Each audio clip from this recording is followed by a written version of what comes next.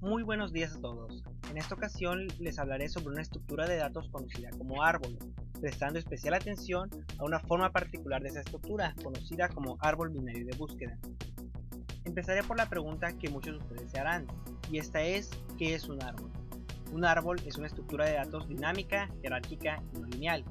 Dinámica porque su tamaño cambia durante el tiempo de ejecución. Jerárquica porque sus nodos se organizan por niveles, en la que los nodos de niveles superiores son conocidos como ancestros o padres y los nodos de niveles inferiores se conocen como descendientes o hijos.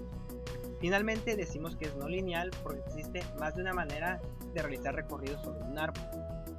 Podemos ver cómo una lista doble se organiza en la forma anterior, actual y siguiente, mientras que en los árboles los nodos se organizan de distinta manera. Podemos ver cómo hay nodos superiores y nodos inferiores. El primer nodo que vemos es el nodo raíz, el cual tiene hijos pero no tiene ningún padre. Luego podemos ver cómo hay un nodo rama, que es aquel que tiene un padre y tiene hijos. Finalmente, en la parte inferior de la jerarquía, vemos a los nodos hoja, que son aquellos que tienen un padre pero no tienen hijos. ¿Qué observamos en esta estructura? Primero que nada, cada nodo cuenta con dos punteros. Después pudimos ver cómo los punteros van en un solo sentido, es decir, los punteros solo apuntan a valores inferiores en la jerarquía y no superiores.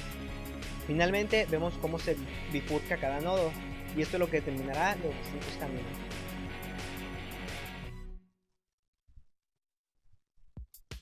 También veremos diversas operaciones en los árboles. El primero de ellos es el agregado. Existen dos casos para agregar: cuando se trata de un árbol vacío y cuando se trata de un árbol con al menos un nodo. En el primer caso, veremos cómo tenemos un árbol vacío, es decir, un puntero que simplemente apunta a nulo. Para agregar a un árbol vacío debemos primero que nada crear el nodo. Reacomodaremos el puntero de manera que árbol ahora apunte a ese nuevo nodo. Y finalmente haremos que su puntero izquierdo y derecho apunten a nulo. Cuando agregamos a un nodo el proceso se vuelve un poco más complicado. Primero debemos tener un árbol. En este caso podemos ver cómo una característica del árbol binario de búsqueda es que los valores menores se localizan del lado izquierdo, mientras que los valores mayores se localizan del lado derecho. El primer paso para agregar es comparar el nodo insertar con la raíz. En este caso probaremos con el número 15. Vemos cómo al ser inferior al 20 se va a mover a través del puntero izquierdo. Por otro lado, si intentáramos hacerlo con un número mayor, se deberá de mover a través del puntero derecho. El paso 1 se repetirá sucesivamente hasta encontrar un valor nulo, lo cual indicará que existe espacio para nuestro valor. Vemos como el 20 realiza una comparación con el 15 que queremos insertar y dice que es menor, por lo que se moverá por el puntero izquierdo. Después vemos que es mayor que el 10, por lo que lo moveremos a su puntero derecho, donde antes estaba un valor nulo. Acomodaremos de manera que el puntero izquierdo y derecho del 15 apunten ambos a nulo. Si el valor que deseáramos agregar fuera el mismo que el de un nodo, no se agregará y se termina la ejecución. El 30 se moverá a través del puntero derecho, y cuando encuentre un nodo con el valor 30, simplemente no se agregará. El tercer tipo de operación que veremos es la búsqueda. Los árboles binarios de búsqueda, como su nombre lo indica, son estructuras optimizadas para la búsqueda. Los pasos para buscar un nodo en un árbol son los siguientes. Primero se comparará el dato a buscar con el almacenado en el nodo, empezando por la raíz. Después se visitará el nodo izquierdo si el valor es menor, o el derecho si el valor es mayor, siempre y cuando estos no sean nulos. Se repetirán los pasos anteriores hasta encontrar el nodo o hasta toparse con un nodo nulo. Como podemos ver, aquí tenemos el número 1, el cual intentamos buscar. En la primera comparación con la raíz nos dice que es inferior, por lo que lo mandaremos por el puntero izquierdo. Al compararlo con el número 2, nuevamente nos daremos cuenta de que es inferior y lo moveremos a través del puntero izquierdo nuevamente. En esta comparación nos dice que el valor es idéntico y hemos encontrado nuestro nodo. Por otro lado, si el valor fuera mayor, se moverá a través del puntero derecho tantas veces como sea necesario hasta encontrar el valor nulo, lo cual nos indica que el valor no existe dentro del árbol y por lo tanto la búsqueda fue infructuosa. La siguiente operación que veremos es el eliminado. El eliminado responde a tres casos: eliminado de una hoja, eliminado de una rama con un descendiente y eliminado de una rama con dos descendientes. El primero de los casos que veremos es el eliminado de una hoja. El primer paso es localizar el nodo que se desea borrar. Esto lo haremos con ayuda del algoritmo de búsqueda. Después se comprobará que sea una hoja, es decir, que no tenga descendientes directos. Primero almacenaremos la dirección de memoria del nodo en un puntero temporal. El puntero del padre del nodo se reasignará a nulo. Y finalmente borraremos el espacio de memoria del puntero temporal. En el siguiente caso se tratará de una rama con un solo hijo. Primero localizaremos el nodo nuevamente con ayuda del algoritmo de búsqueda y comprobaremos que posee un solo hijo. Nuevamente almacenaremos su dirección en un puntero temporal. Después deberemos de reasignar los punteros. El puntero del nodo padre del nodo que queremos eliminar se reasignará a la dirección del hijo del nodo que queremos eliminar.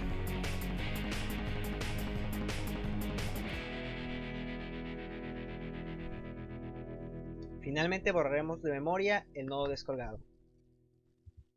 En el tercer caso, el primer paso será localizar el nodo que se desea borrar. Nuevamente nos auxiliaremos con el algoritmo de búsqueda y se verificará que sea una rama con dos hijos. En este caso tomaremos el 4 como valor que queremos eliminar. El nodo actual se almacenará en un puntero temporal y el nodo apuntado por izquierdo se almacenará en un puntero llamado auxiliar 1. También utilizaremos un puntero auxiliar 2 que apuntará inicialmente al mismo lugar que auxiliar 1. Si auxiliar 1 derecho no es nulo, auxiliar 1 derecho pasará a ser auxiliar 1. Este proceso se repetirá tantas veces como haya nodos por el lado derecho. Una vez cerrado el ciclo, se copiará el dato de auxiliar 1 al nodo apuntado por temp y reasignaremos temp a la misma dirección de memoria que auxiliar 1. El valor que apunta auxiliar 1 izquierdo pasará a ser el valor apuntado por auxiliar 2 derecho. Finalmente liberaremos el espacio de memoria apuntado por temp y habremos eliminado el nodo. Debe notarse cómo el árbol sigue cumpliendo con las reglas del árbol binario de búsqueda. Tenemos del lado izquierdo los valores inferiores y del lado derecho los valores mayores. El último tipo de operación que veremos son los recorridos. Existen tres llamados preorden, inorden y postorden. Hay varios elementos comunes a los tres tipos de recorridos. El primero de ellos es que el parámetro es el puntero a un nodo. El segundo de ellos es que el dato se procesará en algún momento del recorrido. El tercero es que se visitarán absolutamente todos los nodos del árbol. Y finalmente consideramos que los tres tipos de recorridos son todos procesos recursivos. Empezaremos viendo el recorrido de preorden. En este, el primer paso es procesar el dato almacenado en el nodo. El segundo paso es visitar el nodo apuntado por izquierdo. El tercer paso es visitar el nodo apuntado por derecho. Finalmente, recordamos que el caso base para terminar con la recursión es encontrar un nodo nulo. En el siguiente diagrama, el color rojo representa una visita a un nodo, mientras que el color azul representa el procesamiento de un dato. Asimismo, los datos procesados son mostrados en la parte inferior del cuadro. Como nos daremos cuenta, cada vez que un nodo es visitado es inmediatamente procesado. También nos damos cuenta de que los primeros nodos en ser visitados son los del lado izquierdo y después se visitan los del lado derecho. También vemos cómo al llegar a un nodo nulo es cuando se detiene.